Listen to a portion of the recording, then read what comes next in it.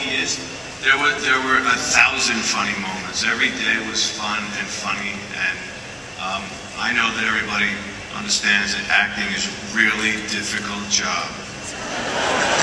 It's hard work. You gotta get dressed up. You gotta hang around with beautiful women. It's a problem. But on this film, it was just a blast. We were just cracking jokes. It was like, remember Recess? It was like recess, and not like work, or not like math class. Big fun every day. So I don't know if I could say I have one moment that was more funny than the other one. Thank you. Well, first of all, which end do you want to be? Do you want to be the top end or the bottom end? Well, yes, the left side. John Malkovich is...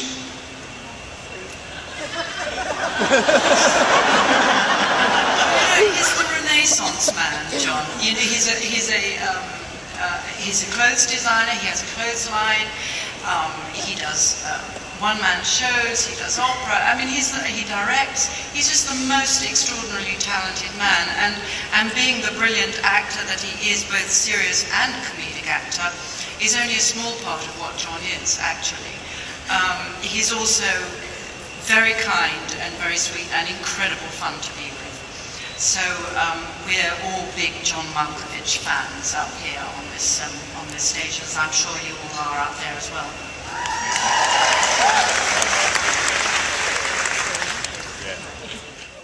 That's a very good question. Thank you. Thank you.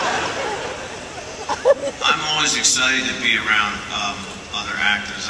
I sometimes only get to work with myself, and it's so tedious. I was so excited to go to work every day, and we ran into work every day. And just give you one example. We were all so excited to know that I think in the 9th or 10th week that we were all going to get to work with Richard Dreyfuss. It was unbelievable. We were like little kids. We were just so, oh God, Jaws is going to be here. And we had like a little code for him, little code, name is Jaws, you know. Jaws.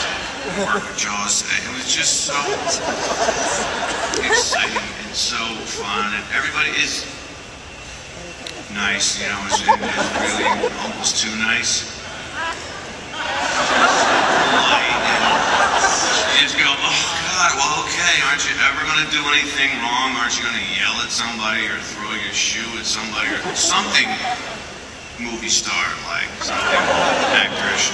But everybody was really nice and fun and funny off camera and funny when you're just telling stories about your own life and how weird things are to be all of us.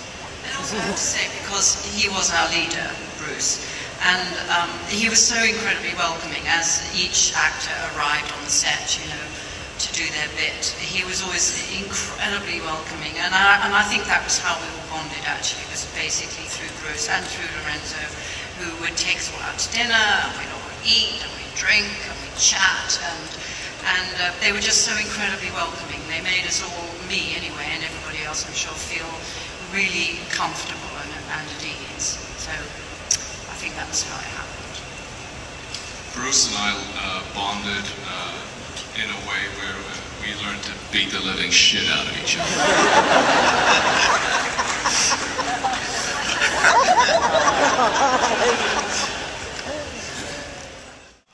Morgan and there a good 2/3 of the cast that are in the film are not here today, so I'd like to thank you on behalf of all those guys. I think everyone was on their best behavior on this film, and it was just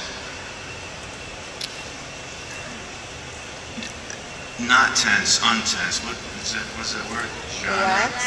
Untense. I learned how to say the word genre today.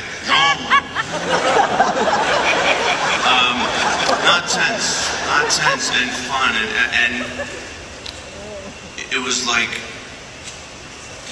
I played Little League Baseball when I was a kid, and it wasn't that good, and working on this film was like somebody said, yeah, come up and play for the Yankees and play with the Yankees, because everybody here and everybody in this film, all the cast really just stepped up to the plate and goes, yeah, all right, throw it in there, and then hit the ball out of the park, and just everybody just did a great job. No hiccups, no, like you didn't go, oh gosh, I thought that was going to be different.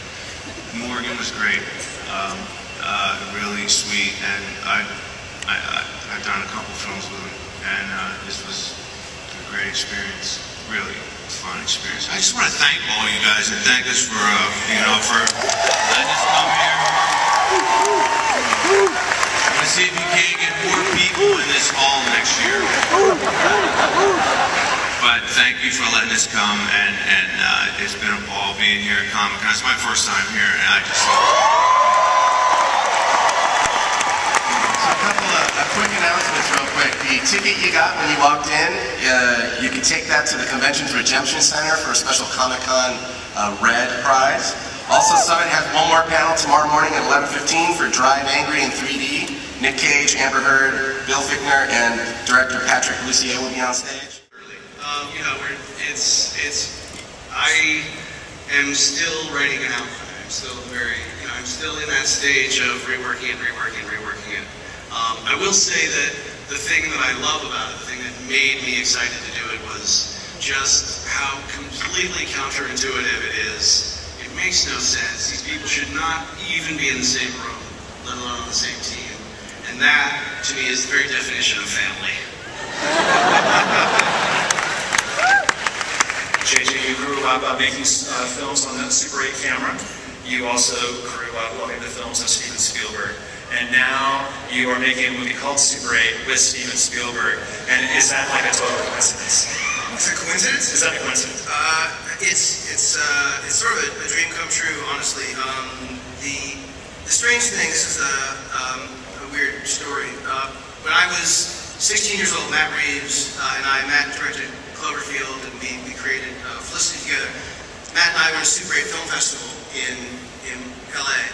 And the LA Times wrote a story about it that came out the next day. And we got a phone call that day from Steven Spielberg's assistant, who at the time was Kathy Kennedy. And she said, Steven made films when he was your age, and they're damaged. The splices are sort of coming off, little tape splices. Would you guys be interested in repairing them? And Matt and I were like, yeah, we got finals, but we could probably also repair Steven Spielberg's movies that he made. And they said, great, we'll drop them off. So someone comes and drops off these two original films, Firelight and Escape to Nowhere, that Steven Spielberg made when he was a kid. And these are the original, there are no copies, these are the original movies. And it says on the film, which of course we watched them, it says written and directed by Steve Spielberg. And I was like, Matt, we must take a frame of this. We have to. He's like, no, we can't do that, no. So we didn't steal it. And anyway, a lot of almost theft in my childhood. So we repaired these movies. They were shot on regular 8, not Super 8. And we like peeled off every splice and put it back on. And it was just watching these movies that he made. It was insane. And it was just so inspiring. And I had no idea why this was happening. It felt like a complete joke, because isn't there a building somewhere at Universal that's designed to house the team that restores Steven Spielberg's films that he made when he was a kid? So we repaired these movies, and they picked them up. They gave us $300, and that's when I knew why they had us do it. But anyway, so years later, this was a couple years ago, I called Steven. I said, I have an idea for a movie called Super 8, and I sort of pitched him, and he was very excited about it because I knew, having, in a weird way, worked on those movies, I had a sense of what he had done when he was a kid. It's way too early. I mean, I would love to, show you footage, but we haven't shot any. My favorite thing about the movie, though, is that someone, will go to the theater and see the trailer and hopefully say, oh my God, that looks bitchin', and have no idea they're starring in it. So we're shooting in September. We haven't shot the movie yet.